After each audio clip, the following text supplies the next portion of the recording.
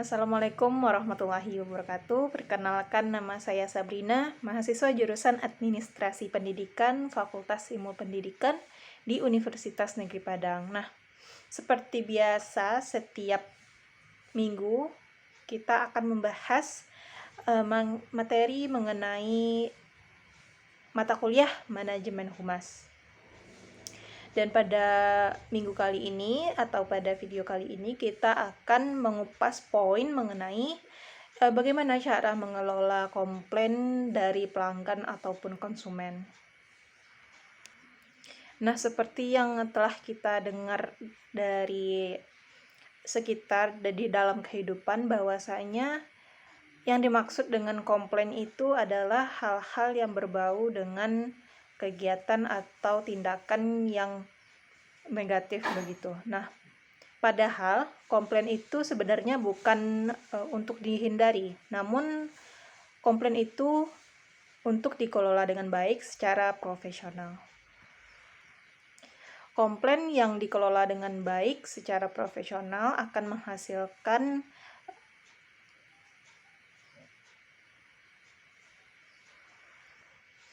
menghasilkan hasil yang terbaik bagi perusahaan atau lembaga kita yang mendapatkan komplain begitu. Nah, jadi sebenarnya salah satu faktor pelanggan atau konsumen itu merasa puas adalah bagaimana cara kita menanggapi komplain yang diberikan terhadap kita. Misalkan seorang konsumen atau seorang pelanggan datang ke perusahaan atau lembaga kita untuk melakukan komplain terhadap produk atau jasa yang kita jual begitu. Nah, jadi seberapa pandai atau seberapa bisa kita dalam mengelola komplain yang diberikan oleh pelanggan tersebut. Nah, jadi jika ada seorang pelanggan atau konsumen datang ke perusahaan kita untuk melakukan komplain, jadi hal-hal apa saja yang harus kita lakukan jika ada komplain dari pelanggan tersebut. Yang pertama yaitu terima dengan lapang dada, lalu mendengarkan semua keluhan dari mereka. Kalau perlu, kita sebagai karyawan atau staf ataupun pimpinan lebih banyak bertanya tentang apa saja yang dirasa kurang kepada pelanggan terhadap produk atau jasa yang kita jual. Nah, berikutnya ada teori menurut Gigen dalam mengelola keluhan yang disampaikan pelanggan. Gigen ini mengatakan bahwa ada hal-hal yang perlu diperhatikan dalam mengelola keluhan. Yang pertama yaitu kita sebagai karyawan atau staf ataupun pimpinan harus berani minta maaf terlebih dahulu. Selanjutnya hal yang kedua yang harus kita lakukan yaitu menyampaikan keluhan kembali menggunakan kata-kata sendiri. Dengan cara ini pelanggan atau konsumen yang memberikan keluhan tersebut akan merasa bahwa kita benar-benar memahami keluhan apa yang dia sampaikan begitu. Nah, jadi dengan kita mengulang keluhan apa yang dia sampaikan itu kita menandakan bahwasanya kita memahami apa yang mereka komplain atau yang mereka katakan begitu.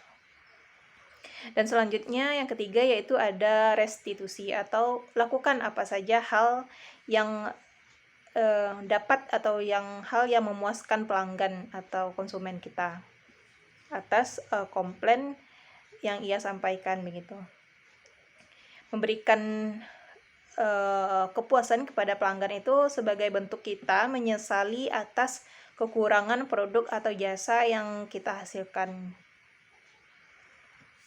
Dan selanjutnya ada tindak lanjut. Jadi pada saat konsumen atau pelanggan kita melakukan komplain, kita harus melakukan tindak lanjutnya, seperti misalkan menghubungi seminggu setelah komplain tersebut, kita menghubungi pelanggan atau konsumen yang melakukan komplain tersebut, diberikan kompensasi ataupun pengembalian dana begitu. Nah, itulah hal-hal yang perlu diperhatikan dalam mengelola keluhan menurut Gigen. Selanjutnya, menurut Sutojo, ada beberapa alasan mengapa seseorang tidak lagi membeli produk atau jasa yang kita punya. Yang pertama yaitu 1%-nya karena pelanggan atau konsumen kita itu meninggal dunia. Yang kedua, 3% dari 100% itu karena pindah tempat tinggal. Konsumen atau pelanggan kita itu berpindah alamat gitu. Nah, dan 5%-nya karena minat dari konsumen kita itu berubah.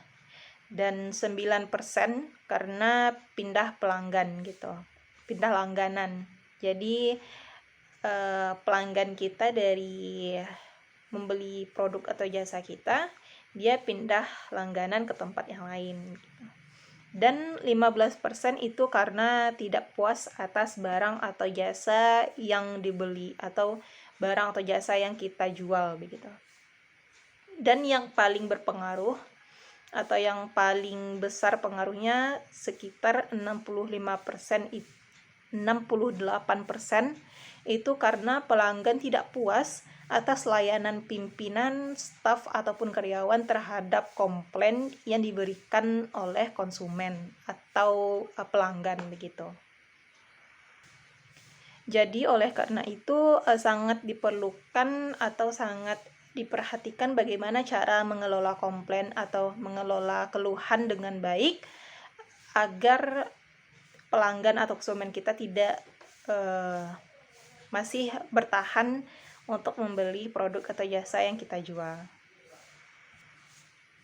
Nah, salah satu pendapat dari Ciptono bahwasanya komplain adalah bentuk penanganan atau penataan atau pengaturan yang dilakukan oleh suatu lembaga atau perusahaan atas reaksi ketidakpuasan pelanggan ataupun konsumen.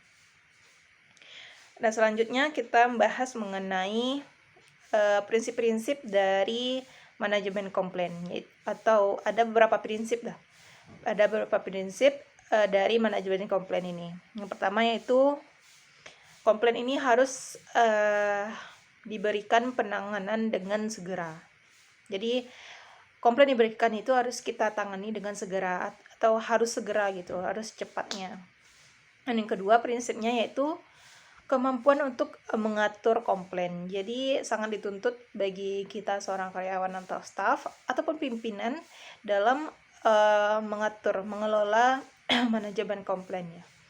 Dan yang ketiga yaitu daya tangkap kita terhadap komplain. Jadi pada saat pelanggan atau konsumen datang melakukan komplain, jadi kita harus bereaksi dengan cepat. Apa nih yang harus dilakukan untuk menangani komplain dari pelanggan, supaya pelanggan tersebut juga merasa puas atas apa yang ia sampaikan terhadap ataupun keluhan yang diberikan terhadap perusahaan atau lembaga kita.